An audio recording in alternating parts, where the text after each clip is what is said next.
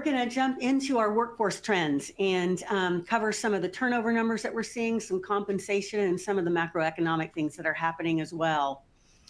So, the most alarming trend in this slide is really management turnover, which remains above pre-COVID levels in both limited service and full service segments. On the positive side, hourly turnover has dropped below pre-COVID levels, which is a major win for the industry. And this suggests that efforts around wage, benefits, and scheduling flexibility may be paying off and improving retention for frontline employees. However, the persistent concern is the elevated turnover amongst management roles, which has become the new norm across both segments. This consistent elevation suggests deeper challenges in retaining leadership positions, including burnout, workload pressures, and increased job opportunities in and outside the industry potentially. And as we know, higher management turnover has long-term implications for operational stability. Frequent leadership changes can impact team morale, training, consistency, and guest experience. And additionally, high turnover at the management level can lead to inconsistent execution and higher operational costs. So one of the most interesting trends we've seen has been in California, where limited service hourly turnover is almost as low as full service, sitting at 68% compared to 60% respectively. This is a shift from what we've seen in the past, and we believe one of the biggest reasons is the minimum wage increase for limited service workers to $20 per hour in April of 2024. With wages between full and limited service now much closer together, there's less incentive for employees to leave, helping stabilize retention in limited service. Now, over the past few years, we've seen rapid wage growth in the restaurant industry, but as this data shows, the trend is starting to stabilize and return to a more sustainable level. In limited service, wage growth for new hires has slowed to just 1%, while for existing employees, it's at 6%. This reflects a major shift. Companies have focused on retaining staff by offering more frequent raises and larger increases for existing employees, something that we found through our total rewards survey as well. So rather than raising wages aggressively to attract new hires, this approach has helped stabilize turnover, and we can see that reflected in these numbers. At the same time, hiring is becoming less expensive. In previous years, we saw double-digit wage inflation for new hires, but now these rates have cooled dramatically. With staffing challenges easing, restaurants no longer need to pay a premium to bring in new workers, which is helping keep wage rate inflation under control. For full-service restaurants, the pattern is pretty similar. Wage growth for new hires is at 3%, while for existing employees is at 2%. So the industry has moved past the extreme wage spikes of 2021 and 2022, while wages themselves aren't going down. The rate increase has moderated significantly.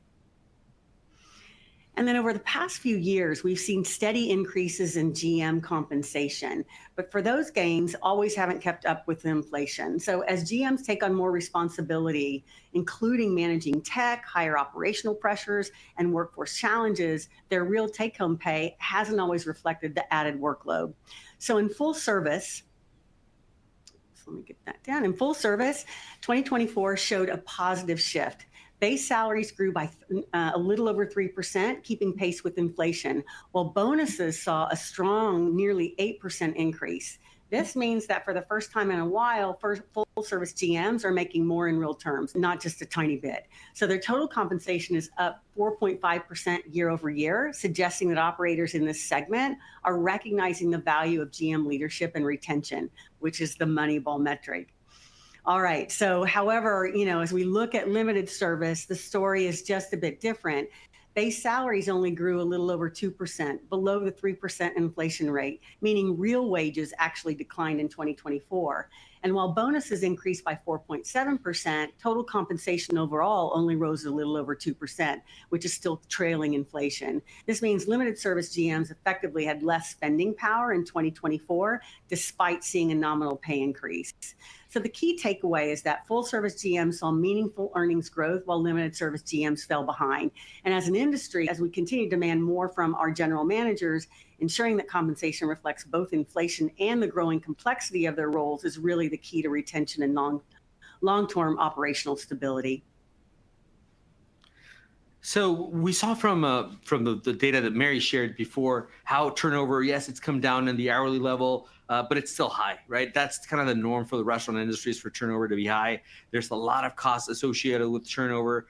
We've quantified it around $2,500 per employee in the hourly ranks, and over $10,000 for non-GM managers, over $15,000 for GM managers is what it costs to replace a single employee in those categories. But that's just one piece of the puzzle. The real component, the real focus of turnover really needs to be on better execution, on better guest sentiment, and through that, better sales and traffic for our brands, correct? And the reason we know that is that we've been able to quantify like the difference that it makes when you are a top performing restaurant from a retention standpoint. So what we did here is kind of flip it a little bit and the analysis and think about best versus rest, but in this case, looking at the brands that have the best turnover compared to the rest and see what meaningful differences we can see in that guest sentiment score. And then what we saw is for full service, those that have better retention for hourlies tend to have much better food. Their food is being perceived as much better.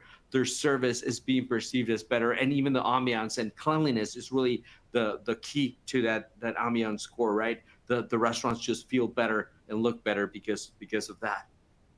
And we have talked about value and importance of value. One of the ways you can improve that value sentiment is executing at a higher level so that the guest feels that they're getting their money's worth. And one of the ways to do that is really through retention of employees.